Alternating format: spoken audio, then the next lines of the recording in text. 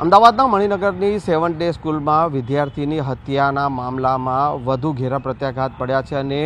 બીજા દિવસે પણ જે છે તે સ્કૂલ બંધ રાખવામાં આવી છે અને સ્કૂલની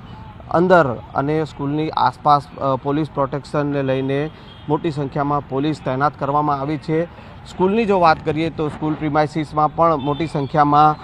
પોલીસ જે છે તે અહીંયા તૈનાત રાખવામાં આવી છે, કારણ કે NSUI જે દ્વારા જે છે આજે આ સ્કૂલમાં તાળાબંધી કરવાનો જે છે તે એલાન કરવામાં આવ્યું છે અને વિરોધ પ્રદર્શનનું પણ એલાન કરવામાં આવ્યું છે અને તેને લઈને બીજા દિવસે પણ અહીંયા પોલીસનો કાફલો જે છે તે તૈનાત રાખવામાં આવ્યો છે। આ જે સ્કૂલની જો વિવાદની વાત કરીએ તો સ્કૂલમાં એક વિદ્યાર્થીએ બીજા વિદ્યાર્થી ને જે છે સ્કૂલની પ્રિમાઇસીસની બહાર એક હત્યા કરી નાખી હતી અને તેને લઈને ગઈકાલે મોટી સંખ્યામાં આ સ્કૂલ ઉપર હોબાળો થયો હતો, તોડફોડ પણ કરવામાં આવી હતી અને સાથે સાથે સ્કૂલના સ્ટાફ સાથે મારપીટ પણ થઈ હતી અને ત્યારબાદ મોટી સંખ્યામાં લોકોનું ટોળું જે છે તે સ્કૂલ ઉપર ધસી આવ્યું હતું અને ફરી એકવાર જે છે તે સ્કૂલમાં તોડફોડ કરવામાં આવી હતી, જેને લઈને આજે પણ જે છે તે સ્કૂલ બંધ રાખવામાં આવી છે।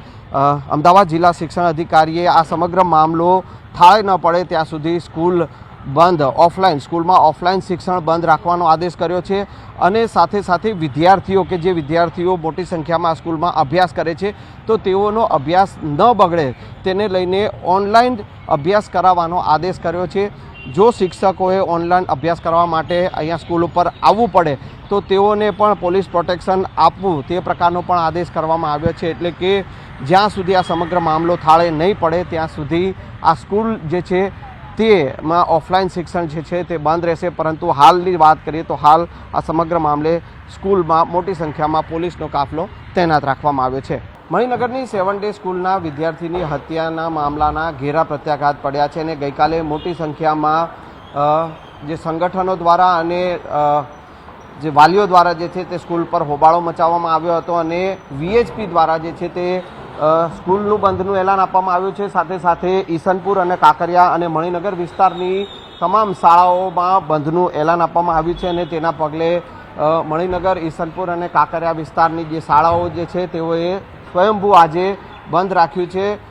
ઈસનપુર વિસ્તારની જે આ કુમકુમ સ્કૂલ છે કે જ્યાં હાલ આપ જે જોઈ શકો છો કે સ્કૂલમાં રજા આપી દેવામાં આવી છે, કારણ કે જે પ્રકારની ઘટના જે ગઈકાલે બની હતી અને તેના જે વિવાદ થયો હતો અને એ મામલે હાલ સ્કૂલ ઉપર જે છે 7 ડે સ્કૂલ ઉપર પોલીસ તૈનાત કરવામાં આવી છે અને હાલ અહીંયા કુમકુમ સ્કૂલ છે કે ત્યાં રજા આપવામાં આવી છે। આવી જ રીતે ઈસનપુર, કાંકરિયા અને મણિનગરની સ્કૂલો જે છે ત્યાં